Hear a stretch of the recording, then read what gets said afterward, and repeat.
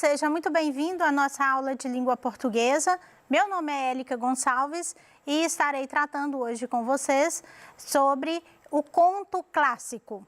O quão é importante nós aprendermos um pouco mais sobre este gênero textual. Então, falaremos um pouco dessas características, do que é o conto e as características que o formam. Levando em consideração que a nossa língua ela é muito linda e ela é cheia de recursos que a tornam muito mais bonita, apesar de acharmos que é muito complexo falarmos a língua portuguesa, né? Então, ela é cheia de recursos linguísticos, semióticos e variação linguística. Aprenderemos um pouco mais sobre isso.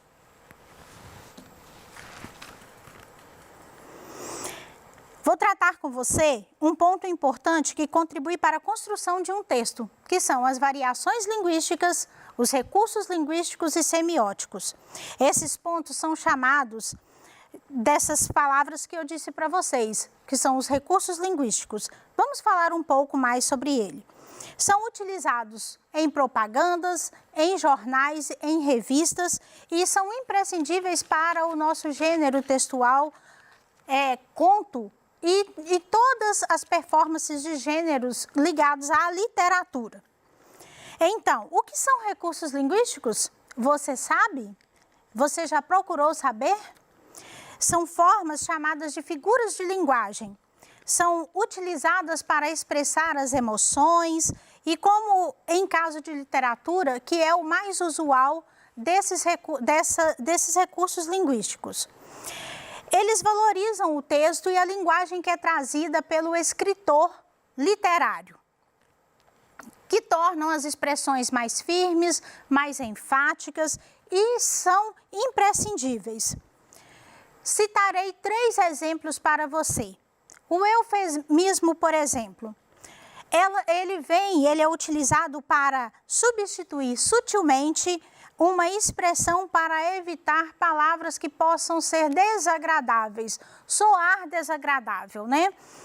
Então, nós temos um exemplo muito clássico que é usado muitas vezes em casos judiciais. A testemunha faltou com a verdade. Faltou com a verdade vem substituindo sutilmente a palavra mentiu. Quando para não falar que a pessoa mentiu, então eu vou usar a frase faltou com a verdade. A metáfora é um caso muito clássico e muito usual no nosso meio, que é a comparação que eu faço quando eu quero dizer que algo é importante ou enfatizar a beleza de alguém. Por exemplo, Gabriel é um gato. Quer dizer que Gabriel é muito bonito, ele é lindo. E a hipérbole? É o uso exagerado de palavras que dão ênfase ao pensamento. Por exemplo, esse é clássico usual na literatura. Rios te correrão dos olhos se chorares. É uma frase muito importante de um poema de Olavo Bilac. E rios, mas rio não é uma quantidade de água? Será que a quantidade de lágrima que eu chorar vai formar um rio? Alguém chora rios de lágrimas? A música de Frejá, que você deve conhecer. Por você eu dançaria tango no teto, eu limparia os trilhos do metrô, eu iria a pé do Rio ao Salvador. É possível alguém dançar no teto? Seja tango, seja outro tipo qualquer de dança. E a semiótica? Esse é um recurso que ele está sendo muito usual nos últimos tempos e que nos remete ao quê? É uma ciência que estuda os signos e a linguagem. Ajuda a compreender os elementos que estão ao nosso redor. Um exemplo, se eu digo a palavra cadeira, eu tenho a imagem da cadeira, que é o signo, porque dentro da semiótica eu tenho o signo, o significado e o significante.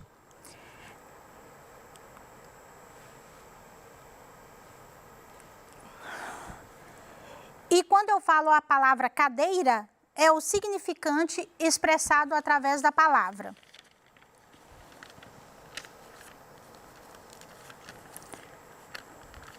O som da palavra cachorro me faz voltar à imagem e trazer à minha mente o som do latido do cachorro.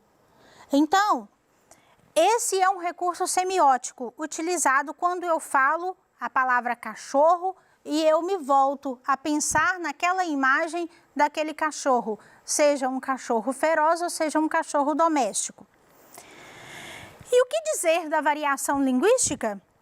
São variadas formas de expressão da fala de um povo. E o nosso Brasil, ele é muito rico por sua cultura, né? Sua formação cultural através dos índios, dos negros e dos portugueses e outros europeus, como os italianos, os alemães. Então, aqui em Minas Gerais mesmo, nós temos uma grande variedade de línguas. Por exemplo, a expressão uai. Isso é uma expressão, uma variação linguística muito usual dos mineiros. Os nordestinos, por exemplo, fala abestalhado ou abestado, quando quer chamar a atenção e se referir a alguma situação muito cômica. Sulista fala a palavra guri para se referir a alguém. Os cariocas, mano, e aí, mano? Isto é uma riqueza imensurável. Não podemos medir a riqueza que a nossa língua portuguesa tem. Mas acima de tudo isso, nós precisamos ter respeito para com essa variedade. Porque no norte se fala de uma forma, no sul se fala de outra, no centro-oeste e no nordeste e no sul. Então, nós temos 5 regiões que têm falas muito variadas. E esta imagem, ela nos reporta exatamente nos mostrando esta variação e o respeito que nós precisamos ter com ela. Então, vamos partir para o nosso conto? O que é um conto? O conto é um texto narrativo de gênero literário que tem um foco em um fato ou em determinado acontecimento. Geralmente é uma ficção, mas ele também traz contos verídicos, contos reais, que o escritor ele determina falar sobre aquela situação ocorrida. E os contos podem ser fantasiosos ou histórias de faz de conta. Nós vamos ver 2 tipos de conto. Como que essa estrutura ela é formada? Ele é estruturado com base na tipologia narrativa, introdução, desenvolvimento e conclusão da história. Dessa forma, o conto contém a presença de imagens, narrador e o conflito, o enredo. Nós temos 2 tipos especiais de conto. Nós temos os contos fantásticos, que quando eu falo das Crônicas de Nárnia, que é a imagem que aparece aqui para vocês, nós vamos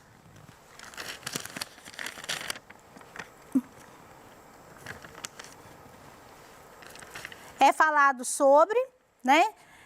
Então, por que as Crônicas de Nárnia, ela é tratada como um conto fantástico? Porque eu tenho animais que falam, e animais não falam, né? Eles produzem sons, mas eles não falam. E temos as histórias de vampiro também, que é um conto fantástico, porque não existe vampiro. Vampiro é uma ficção, né? É um personagem inventado.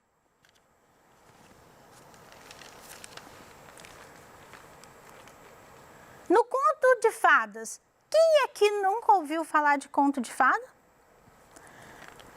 Sua mãe deve ter te contado muito contos de fadas. Os contos de fadas, normalmente, eles expressam alguma moral ao final. Por exemplo, fábula.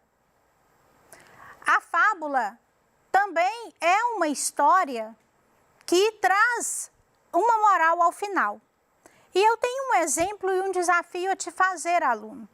Caso você nunca tenha lido, eu te desafio a ler o livro de contos de João Guimarães Rosa, que é um grande escritor literário da nossa literatura mineira, né?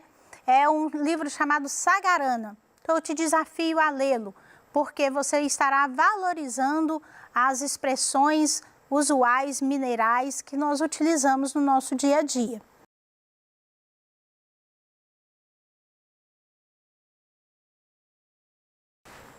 A nossa atividade, ela vai falar de uma parte do conto de Machado de Assis, e a literatura machadiana, ela é cheia de nuances psicológicas. E aqui a gente vai ver uma parte do conto chamado A Cartomante. Não queria arrancar-lhe as ilusões. Também ele, em criança e ainda depois, foi supersticioso. Teve um arsenal inteiro de crendices que a mãe lhe incutiu e que aos 20 anos desapareceram. No dia em que deixou cair toda essa vegetação parasita e ficou só o tronco da religião, ele, como tivesse recebido da mãe ambos os ensinos, envolveu-os na mesma dúvida e logo depois em uma só navegação total. Camilo não acreditava em nada. Por quê? Não poderia dizê-lo, não possuía um só argumento, limitava-se a negar tudo. E digo mal, porque negar é ainda afirmar, e ele não formulava incredulidade.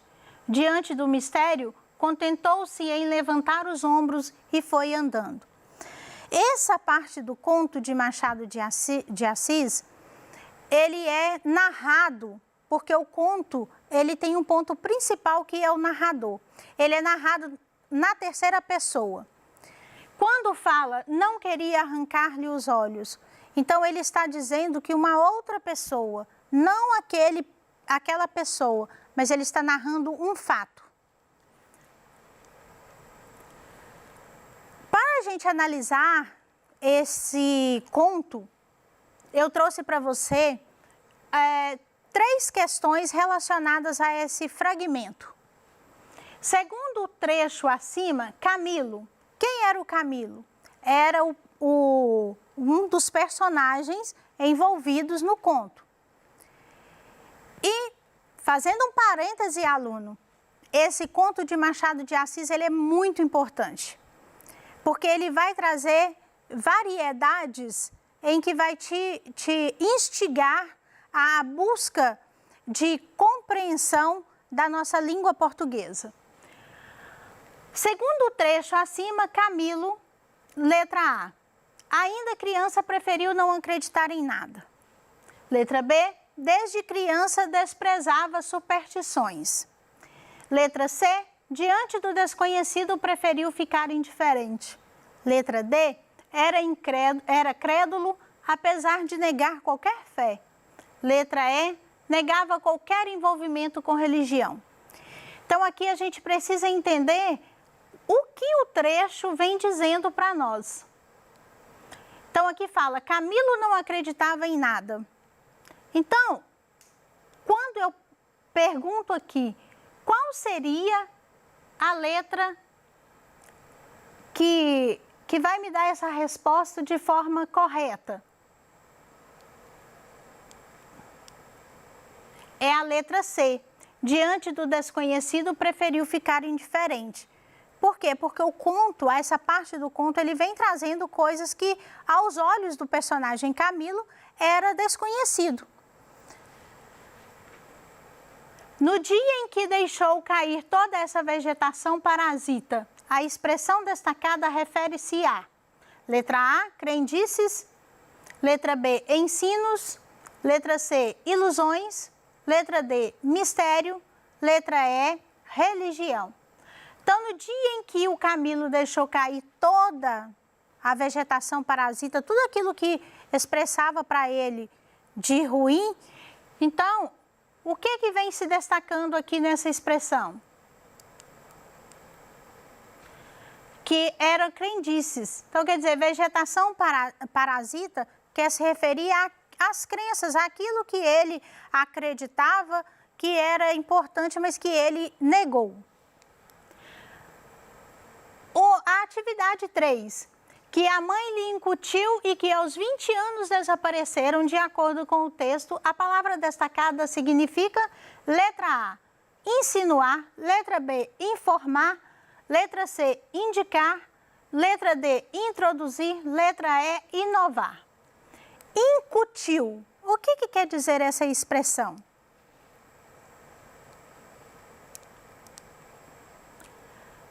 Alternativa D, introduzir. Então, à medida que a mãe dele ia introduzindo, né, essas crendices, essas superstições, elas iam desaparecendo. Vamos retomar um pouco. Aqui nós temos duas imagens que vão reforçar tudo isso que nós aprendemos em relação aos recursos linguísticos, aos recursos semióticos e à variação linguística. Por exemplo, aqui, nesta primeira imagem, eu tenho o verde da nossa bandeira está ficando cada dia mais desbotado. Deve ser culpa do desmatamento. Então, quer dizer, a bandeira é o nosso signo, é a nossa imagem, né? E o desmatamento? Então, é a relação do verde da bandeira com o excesso de desmatamento das nossas florestas.